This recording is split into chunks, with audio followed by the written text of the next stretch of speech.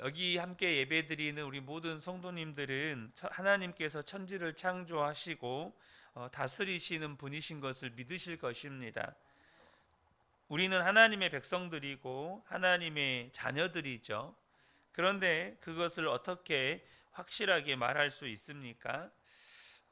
오늘 이 시편 72편을 통해서 그 부분에 대해서 함께 나누고자 합니다. 하나님 나라 백성의 특징이 있는데요. 그것은 그 마음에 하나님의 생명이 있다는 것이죠.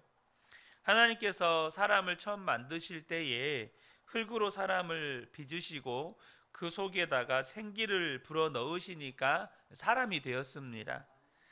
그래서 하나님의 사람은 그 몸 안에 하나님의 생명이 들어와 있는 사람이죠. 하지만 하나님께서 이렇게 선악과를 하와와 아담과 하와가 선악과를 따먹고 죄를 지음으로 말미암아서 하나님이 그 마음에 부어주신 그 생명 성령이 떠나가게 됩니다. 영적으로 죽은 자가 되어버린 것이죠. 그런데 그런 우리 인생들을 위해서 하나님께서 예수 그리스도를 보내시고 또 모든 죄를 담당시키시고 십자가에서 보혈을 흘려주심으로 누구든지 예수님을 믿으면 모든 죄가 사함받고 또 하나님의 성령이 그 사람 속에 임하게 됩니다. 이건 뭘 말하는 거냐면 하나님께서 인간을 처음 만드셨을 때가 회복되는 겁니다. 그래서 하나님 나라 백성이 되고 그 사람 안에는 하나님의 형상이 회복되는 것입니다. 하나님의 형상이 회복된 사람에게서 나타나는 뚜렷한 특징 두 가지가 있는데요. 그게 뭐냐면 하나는 의를 행하는 것이고 다른 하나는 형제를 사랑하는 것입니다. 요한일서 3장 10절 보면 이러므로 하나님의 자녀들과 마귀의 자녀들이 드러나나니 무릇 의를 행하지 아니하는 자나 또는 그 형제를 사랑하지 아니하는 자는 하나님께 속하지 아니하니라. 그러니까 하나님의 자녀들은 의를 행하고 형제를 사랑한다는 거예요. 그것이 우리에게 나타나는 뚜렷한 특징이라는 것입니다. 저와 여러분이 이 두 가지 특징을 절대 소홀히 여기시면 안 됩니다. 항상 나 자신이 의를 행하고 또 형제를 사랑하는지 이걸 잘 점검하셔야 된다는 거예요. 오늘 시편 72편은 다윗이 죽을 때가 되어서 후계자를 세우는데 솔로몬을 후계자로 세우게 됩니다. 그런데 이 솔로몬을 위해서 간절히 기도하는 내용이 오늘 시편 72편입니다. 이 솔로몬을 위해서 다윗이 제일 먼저 뭘 기도하냐? 1절과 2절을 보겠습니다. 하나님, 왕에게 주님의 판단력을 주시고 왕의 아들에게 주님의 의를 내려 주셔서 왕이 주님의 백성을 정의로 판결할 수 있게 하시고 주님의 불쌍한 백성을 공의로 판결할 수 있게 해 주십시오 라고 기도를 합니다. 아마 이 새벽에 하나님 앞에 기도하시는 우리 성도님들도 자녀들을 위해 기도하시죠. 그런데 여러분은 하나님께서 여러분의 자녀들에게 어떠한 복을 주시기를 원하십니까? 나름대로 다 있으시겠죠. 그런데 여러분은 여러분의 자녀들을 위해서 기도하실 때 하나님의 공의가 부어지기를 위해서 기도하시나요? 나름대로 다들 기도하시겠죠. 하지만 가장 먼저 하나님의 공의가 우리 자녀들에게 부어지기를 기도하느냐는 겁니다. 그것도 제일 먼저 하나님, 우리 아들, 우리 딸에게 하나님의 공의를 부어주세요. 여러분, 우리가 그것을 가장 먼저 기도해야 한다는 겁니다. 하나님은 우리를 보실 때 이 부분을 주목하십니다. 다윗도 아버지입니다. 여느 아버지와 똑같아요. 그러면 아버지들이 자녀들을 위해서 기도한다면 뭘 기도하겠어요? 특별히 이제 왕이니까 아들이 다스리는 나라가 부강하게 해달라고 이런 기도하지 않겠습니까? 실제 그런 기도를 합니다. 8절과 11절을 보면 왕이 이 바다에서 저 바다에 이르기까지 또 이 강에서 저 땅 맨 끝에 이르기까지 모두 다스리게 해주십시오. 솔로몬이 다스리는 지역이 넓어지게 해달라는 거죠. 또 11절에 모든 왕이 그 앞에 엎드리게 하시고 모든 백성이 그를 섬기게 해주십시오. 그러니까 모든 왕들을 정복하고 다스리는 강력한 왕이 되게 해달라고 기도하는 겁니다. 보통 아버지들이 이런 기도하죠. 자녀들 잘 되게 해달라고. 그런데요, 다윗의 기도가 좀 다른 게 있습니다. 그게 뭐냐면 이 기도를 드리기 전에 먼저 한 기도가 있었다는 겁니다. 그게 뭐였냐면 7절을 보면 그가 다스리는 동안 정의가 꽃을 피우게 해주시고 저 달이 다 닳도록 평화가 넘치게 해주십시오 라고 기도합니다. 그러니까 자녀가 부강하게 해달라고, 강력한 왕이 되게 해달라고, 이런 기도가 있기 전에 정의가 꽃을 피우고 평화가 넘치게 해달라고 기도를 하고 있다는 겁니다. 여러분, 다윗이 왜 이런 기도를 했을까요? 그 이유는 재판 때문이었던 것 같습니다. 다윗이요, 특별했습니다. 다윗의 마음이 하나님이 복을 주실 수밖에 없는 마음이었다는 거예요. 보통 왕은 당시의 최고의 재판관이었습니다. 잘 아시는 것처럼 솔로몬이 두 여인을 재판하는 내용이 성경에도 나오지 않습니까? 근데 이 왕으로서 다윗이 실제 이 재판을 해보니까 너무 어려운 거예요. 도대체 어떤 것이 옳고 그른지 판단하기 어려울 때가 한두 번이 아니었던 것 같습니다. 그래서 다윗이 늘 생각하죠. 억울한 사람이 나오지는 않을까? 내가 정말로 재판을 잘 할 수 있을까? 또 엉뚱한 사람을 감옥에 가두거나 혹은 또 죄인을 풀어줘서 이 거리를 활보하도록 놔두는 건 아닐까? 특별히 다윗이 신경을 썼던 사람은 가난한 사람들이었습니다. 여러분, 가난한 사람은요, 예나 지금이나 공정한 재판을 받기가 어렵습니다.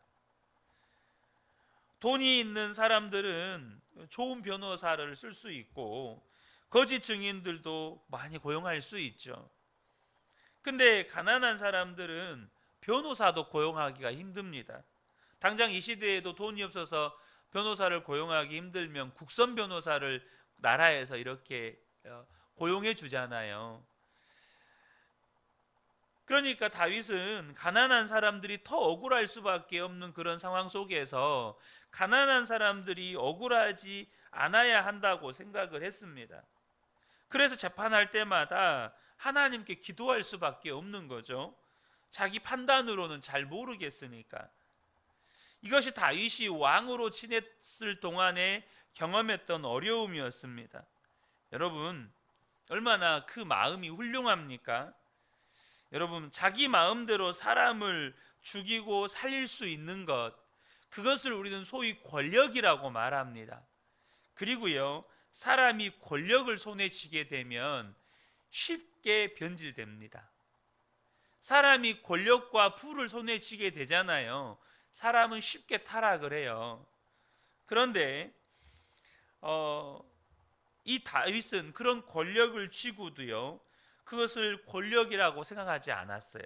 12절부터 14절을 보면 진실로 그는 가난한 백성이 도와달라고 부르짖을 때에 건져주며 도울 사람이 없는 불쌍한 백성을 건져준다.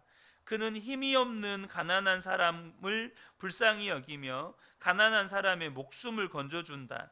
가난한 백성을 억압과 폭력에서 건져 그의 목숨을 살려주며 그들의 피를 귀중하게 여긴다.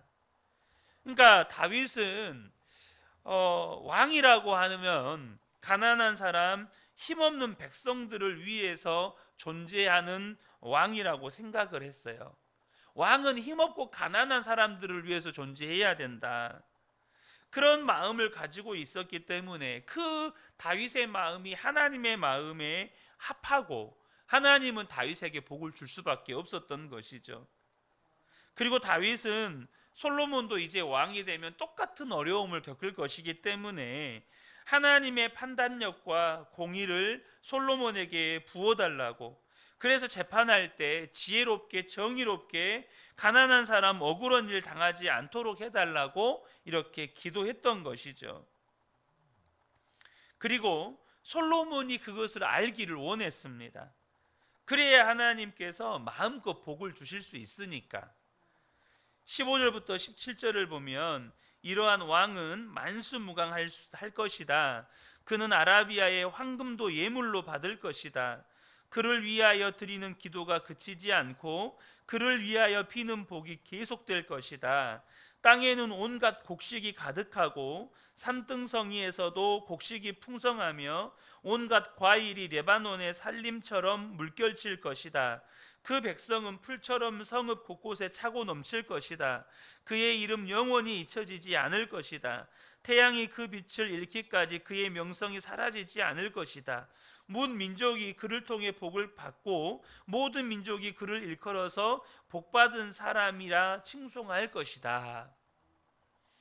우리는 왕도 아니고 판사도 아닙니다.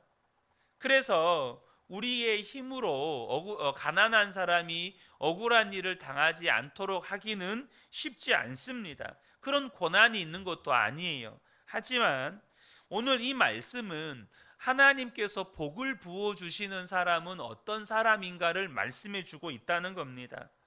하나님이 복을 주시는 사람은 늘 그 마음이 가난한 사람, 환난 가운데 있는 사람, 공경에 처해 있는 사람, 힘이 없는 사람, 연약한 사람, 소외된 사람, 그 사람들에게 있다는 거예요. 그러니까 하나님이 복을 주시는 사람은 이렇게 사회에서 외면당하고 소외당하고 힘이 없는 자들에게 마음이 있는 사람이라는 겁니다. 여러분, 우리가 가난한 사람이 억울한 일 당하지 않도록 어떻게 하면 힘없는 사람들이 공평한 대우를 받을 수 있도록 할 수 있습니까? 우리에게 그런 힘은 없지만 우리가 그래도 기도할 수 있다는 겁니다. 우리 사회에 정의가 꽃피우게 해달라고, 그것이 우리의 마음 안에도 소원이고 갈망이어야 한다는 겁니다. 여러분, 이 시대에 불의한 일들이 많이 일어나요. 흔히 불의한 일들이라고 하면 뭘 말하는 겁니까? 강자가 약자를 핍박하는 걸 말하는 겁니다. 안 그래도 사회적인 약자인데 그 약자들을 갈취하고 약자들에게 있는 거 빼앗고 또 약자들에게 오히려 더 사회적으로 무거운 짐을 지게 만들고, 특별히 최근에 잘 아시는 것처럼 한 조선회사에 파업이 있었잖아요. 그 파업이 있을 때 여러분들이 그 내용들을 들으셨는지 모르겠지만 최근 한 10여 년 전에 조선업계가 너무너무 힘이 들었었습니다. 조선업계 이분들이 일을 얼마나 힘들게 합니까? 하루 10시간씩 거의 중노동에 일을 하잖아요. 근데 어려운 회사 살려보자고 자발적으로 이렇게 회사가 이제 권했겠죠. 회사 측에서 권해서 임금을 삭감했습니다. 그 임금이라도 줄여서 회사의 자금력을 좀 높여서 회사 살려보려고. 그래서 임금을 삭감했어요. 30%인가 몇 프로인가 삭감을 했어요. 근데 이제 조선업이 다시 살아나고 또 회사에 이익이 들어오니까 그 삭감했던 임금 수준으로 다시 임금을 삭감되기 전으로 올려달라. 그러니까 30% 삭감했으니까 30% 다시 올려달라, 이 요구였습니다. 한 10년간 30% 삭감된 임금 받고 일했으니까 이제 너무너무 힘들다. 그 삭감된 임금이 지금 법적으로 보장하는 최저임금이 안 됩니다. 그러니까 그 삭감된 이전으로 올려달라. 그런데 이제 보수 언론들이나 여기서 어떻게 사람들에게 언론 공세를 펼치냐, 노조에서 30% 임금 인상을 요구하고 있다. 말도 안 되는 임금 인상을 요구하고 있다. 이렇게 이제 언론이 이렇게 세상에 이렇게 하는 거죠. 제가 이런 이야기를 하는 것이 좀 이제 정치적으로 보여질 수 있을지 모르겠지만 저는 그분들의 요구가 합당하다고 저는 여겨집니다. 회사 살리려고 없는 사람들이 임금 삭감에 동의해서 그렇게 임금 삭감을 10년째 그렇게 했으면, 이제 회사가 살아났으면 그 임금 삭감된 거 이전으로 10년치 삭감된 임금 돌려주지는 않더라도 올려줘야죠. 원상복귀 해줘야죠. 근데 안 해주는 겁니다. 이걸 안 해주려고 하는 겁니다.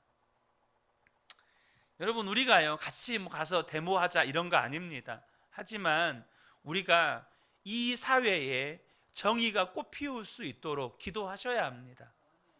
정말 사회적인 약자가, 또 사회적으로 소외된 자들이, 여러분 이번에 강남에서 비가 엄청나게 내렸을 때 반지하방에 사시던 분들, 그 물이 차오르는 상황에서 빠져나오지 못하고 돌아가신 분들 계시잖아요. 그런 사회적인 약자들이 더 이상 어려움 당하지 않도록 우리가 기도할 수 있어야 한다는 겁니다. 여러분, 하나님은 어떤 하나님이십니까? 공의로운 하나님이십니다. 그것을 다윗이 분명하게 알았고 그 하나님을 분명하게 만났습니다. 그 하나님을 만났기 때문에 이렇게 기도하죠. 하나님을 만나지 못한 사람은 이런 기도 못합니다. 다윗은 하나님의 나라, 공의가 하수같이 넘치고 온 나라가 정의로운 나라, 그런 하나님의 나라를 보았던 거예요. 그렇기 때문에 이런 기도를 하는 겁니다. 이 시편 72편은 다윗이 완전히 성령에 사로잡혀서 기도를 드리는 거예요. 어째서 그렇게 판단할 수 있습니까? 시편 72편은 단순히 아들 솔로몬을 위한 기도만이 아니고 다윗의 후손으로 나실 예수 그리스도, 왕 중의 왕이신 예수 그리스도께서 이제 다스리실 하나님의 나라를 예언적으로 노래하고 있는 거예요. 다윗이 솔로몬을 위해서 기도할 때 어떤 내용을 위해서 기도합니까? 모든 왕이 다 경배하게 해달라는 거예요. 모든 백성이 그렇게 섬기게 해달라는 기도예요. 여러분, 어떻게 모든 왕이 솔로몬 왕을 섬기고 모든 백성이 솔로몬 왕을 찬양합니까? 이게 가능합니까? 절대 그럴 수 없는 거예요. 아무리 왕이 잘해도요, 왕 욕하는 사람이 있고요, 어떻게 모든 왕이 그 앞에 무릎을 꿇습니까? 그러니까 이것은 뭘 말하냐면 왕 중의 왕이신 예수 그리스도께서 다스리실 영원한 하나님 나라를 예언적으로 지금 기도하고 있는 겁니다. 그래서 솔로몬을 위해서 기도하면서 성령에 사로잡혀서 예수 그리스도의 나라를 본 거죠. 그러니까 지금 다윗은 하나님을 보고 하나님 나라의 영광을 보면서 이 기도를 하는 겁니다. 여러분, 만약에 다윗이 하나님의 나라를 보지 못했다면 절대 이 기도를 못해요. 사람의 본성에는요, 정의가 꽃피우게 해달라는 기도가 없습니다. 기본적으로 우리는 끊임없이 특혜를 원해요. 특별 대우를 원합니다. 여러분, 돈 왜 벌려고 하시죠? 돈이 있으면요, 우리가 대중교통 수단도 앉는 자리가 달라져요. 당장 KTX나 비행기도요, 돈이 있으면요 1등석으로 자리가 바뀌어요. 그 사람들이 왜 그 많은 돈을 주고 1등석에 앉으려고 합니까? 나는 다르다는 거예요. 나는 좀 특별 대우를 받고 싶다는 겁니다. 여러분, 억울해도 조금 힘들어도 불편해도 법이니까 나는 감수하겠다, 이건 사람의 본성이 아니에요. 사람들이요, 언제 정의를 부르짖을까요? 내가 억울한 일 당하면 정의를 부르짖습니다. 억울한 일 당하면. 지금 대통령이 국민들로부터 비판을 당하는 이유가 뭡니까? 대통령이 그 대통령 출마할 때 외쳤던 이 구호가 공정과 상식이었습니다. 근데 막상 대통령이 되니까 공정과 상식이 없어져 버렸어요. 뭘 말하는 겁니까? 사람은요, 내가 억울한 일을 당하면 정의를 외쳐요. 근데 내가 권력을 잡잖아요. 내가 돈이 많아지잖아요. 그럼 특혜를 원해요. 이게 사람의 본성이라는 겁니다. 근데 다윗이 어떻게 이렇게 공의와 정의를 위한 기도를 할 수 있습니까? 다윗이 지금 성령에 사로잡힌 거예요. 여러분, 기도를 하더라도요, 우리가 성령에 사로잡히지 않으면, 하나님의 감동에 사로잡히지 않으면 우리의 기도조차도 이기적일 수밖에 없어요. 온통 기도가 나. 온통 기도가 내가 원하는 것, 나의 소원, 우리 가족, 여기에만 미칠 수밖에 없어요. 주님은 말씀하셨습니다. 먼저 그의 나라와 의를 구해라. 어떻게 먼저 그의 나라와 의를 구할 수 있습니까? 성령에 사로잡힌 사람만이 그렇게 기도할 수 있는 것입니다. 예수를 믿고 하나님의 나라와 하나님의 의를 우리가 알고 있고, 그것 때문에 우리가 여러분 구원을 받았다고 믿는다면, 여러분 이제 저와 여러분의 기도가 달라져야 합니다. 하나님의 공의와 하나님의 정의가 이 땅 가운데 실현되도록 저와 여러분의 기도가 바뀌어야 한다는 겁니다. 이 새벽에 함께 기도하는 우리 모든 성도님들이 성령님께 온전히 사로잡혀서 이 땅에 하나님의 공의와 정의가 하수같이 강같이 흐르도록 먼저 그 나라와 의를 위해서 기도하실 수 있는 복된 분들 되시기를 예수님의 이름으로 축복합니다. 아멘.